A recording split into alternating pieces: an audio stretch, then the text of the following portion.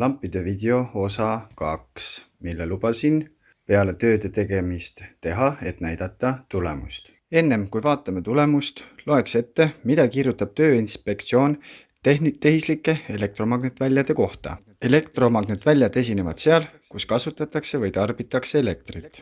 Elektromagnetväljad on nähtamatud ning inimesel puudub organ nende tajumiseks. Elektromagnetväljade mõju sõltub peamiselt elektromagnetvälja tugevusest, kiirgusallika kaugusest ja ekspositsiooni ajast. Elektromagnetvälju iseloomustavad järgmised omadused. Need on nähtamatud, inimene neid ei taju, esinevad seal, kus esineb elekter, levivad valguskiirusel. Põhjustab närvisüsteemi stimulatsiooni, vahelduv elektromagnetväli tekitab voolu, millest tuleneb ka võime põhjustada kahjulikke bioloogilisi mõjusid. Tervisemõjude kohta saate lisaks uurida emfportal.org, kus on ligi 50 000 publikatsiooni. Eelmise video kokkuvõte on selline. IBN suunistes peaks magamistoas jääma 0,3–1,5. Aga meil on siin 120. Aga mis on lahendus? Lampidel saab toitejuhtmeid vahetada ja maandada. Elektritööd on soovitav lasta teha kogemustega oma ala spetsialistil. Tööde lühikokkuvõtte video.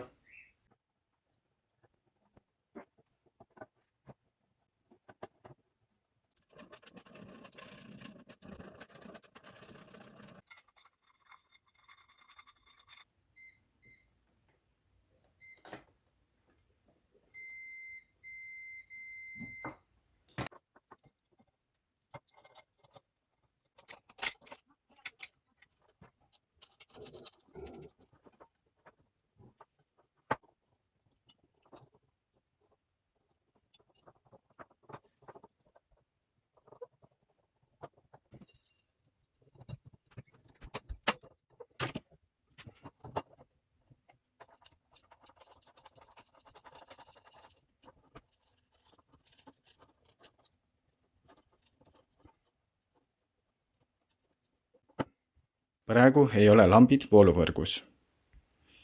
0,1. Paneme lambid vooluvõrku.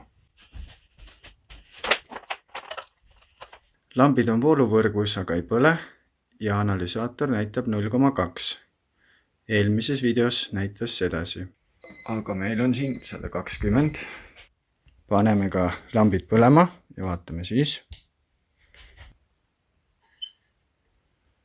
Ja analüsaator näitab 0,15 ja eelmises videos oli selline. Ja praegu näitab 62.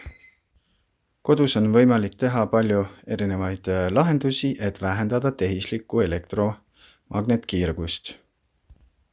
Elektrisüsteemi maandus peab olema õieti tehtud, ühendatud, et ei oleks vigu, sest vastasel juhul võib tekkida olukord, et ei ole kasu. Kodu olgu puhas keskkond tehislikest elektromagnetkiirgustest.